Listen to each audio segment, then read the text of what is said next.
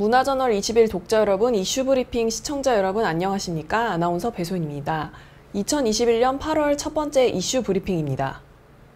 이재용 삼성전자 부회장이 광복절 가석방이 결정돼 13일 석방됐습니다. 지난 9일 법무부는 가석방 심사위원회를 열고 이 부회장 등 810명을 가석방하기로 결정했는데요. 박범계 법무부 장관은 코로나19 장기화로 인한 국가적 경제 상황과 글로벌 경제 환경에 대한 고려 차원에서 이 부회장이 대상에 포함됐다고 밝혔습니다. 이 부회장의 가석방을 놓고 앞서 재계는 사면 건의서를 청와대에 제출하는 등 가석방이 필요하다는 입장을 지속적으로 제기해왔는데요. 반면 시민단체는 이 부회장을 가석방 대상 명단에 올린 것 자체가 특혜라며 이를 강하게 반발해왔습니다. 가석방이 결정되자 참여연대와 경실련은 곧장 입장을 내고 강한 비판 성명을 내놨습니다. 참여연대는 사법정의는 땅에 떨어졌으며 법치주의는 역사적 퇴행을 맞이하게 된 것이라며 결국 정경유착 문제를 넘어 삼성과 정권의 유착이 있었던 과거 시대로의 회귀로 통탄할 일이라고 밝혔습니다. 경실련은 대물림되어 왔던 경제 양극화와 불평등은 앞으로 더욱 심화될 것이라며 공정경제를 외쳤던 구호가 모두 거짓임이 만천하에 드러났다고 비판했습니다. 반면 경제단체들은 이 부회장의 가석방에 일제히 환영한다는 입장을 나타냈습니다. 대한상공회의소는 이번 가석방 결정으로 자유로운 경제활동을 허용해준 점을 환영한다면서 사면이 아닌 가석방 방식으로 기업 경영에 복귀하게 된 점은 아쉽다고 강조했습니다. 전국경제인연합회도 이번 법무부의 결정을 적극 환영한다면서 인텔, TSMC 등 글로벌 기업과의 경쟁이 치열한 상황에서 우리나라가 글로벌 반도체 시장에서 기술적 우위를 점하고 나아가 새로운 경제 질서의 중심에 서는 계기가 될 것이라고 논평했습니다. 한국경영자총협회는 가석방은 취업 제한, 해외 출장 제약 등의 어려움이 있어 이 부회장이 경영활동에 전념할 수 있도록 최대한의 행정적 배려가 필요하다고 강조했습니다. 이 부회장이 석방된 13일 청와대는 국익을 위한 선택으로 받아들이며 국민께서도 이해해 주시기를 바란다고 밝혔습니다. 코로나19 하루 확진자가 2,000명을 넘나들고 있는 가운데 식품의약품안전처가 SK바이오사이언스의 국내 개발 코로나19 백신 GBP510에 대한 3상 임상시험을 승인했습니다. 김강립 식약처장은 10일 오전 브리핑을 통해 안전성과 과학적 타당성을 철저히 검증한 결과 국내 최초로 국산 코로나19 백신의 3상 임상시험 계획에 대해 승인했다고 밝혔습니다. 이번 승인으로 국내 업체가 개발한 코로나19 백신이 최초로 3상에 진입하게 됐으며 기허가된 백신과의 비교로 효과를 입증하는 비교 임상 방식으로는 세계에서 두 번째로 3상을 진행하게 됩니다. 3상 임상시험은 의약품의 안전성과 유효성을 확증하기 위한 시험으로 선행 임상시험 결과와 임상약의 품질, 비임상 자료 등을 토대로 그 타당성을 검토하는데요.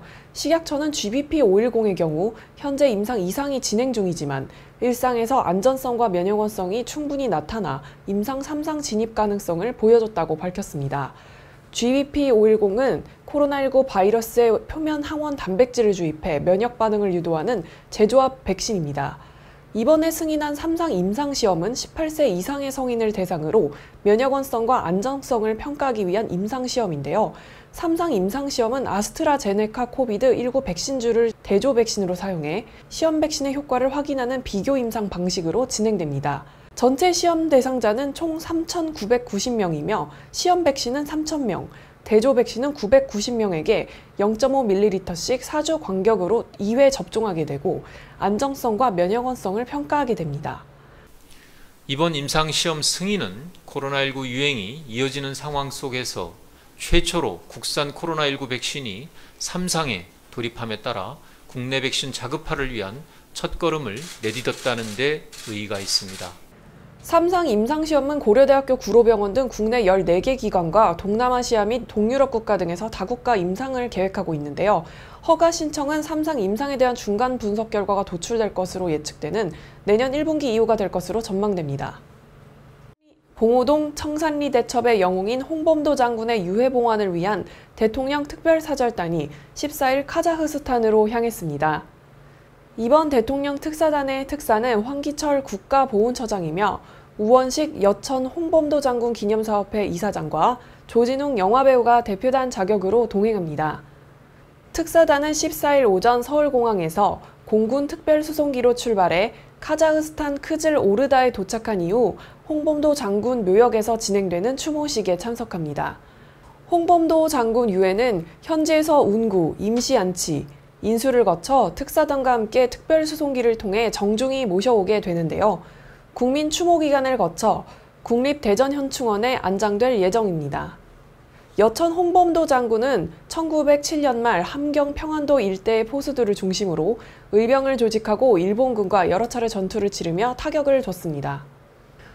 이후 1919년 북간도에서 대한독립군을 조직해 국내 진공작전을 전개했고 1920년 6월 중국 왕청원 봉오동에서 일본군 한개 대대를 섬멸했습니다.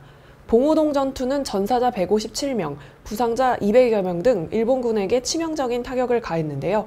이를 계기로 독립군의 사기가 높아져 무장투쟁이 활발하게 진행되는 계기가 됐습니다.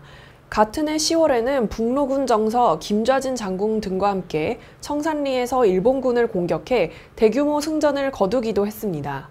1922년 고려혁명군을 제대한 홍범도 장군은 1923년부터 독립군과 한인 동포사회의 권익보호에 앞장섰는데요. 1931년 만주사변 이후 일본의 극동지역 침략이 본격화되자 한인들의 스파이 활동을 경계해온 소련은 1937년 극동지역 한인들을 중앙아시아 지역으로 강제 이주시켰습니다. 홍범도 장군도 1937년 연해주 지역 거주 중 카자흐스탄 지역으로 강제 이주당했고 4월 초 크즐 오르다 도시구역으로 이주했습니다.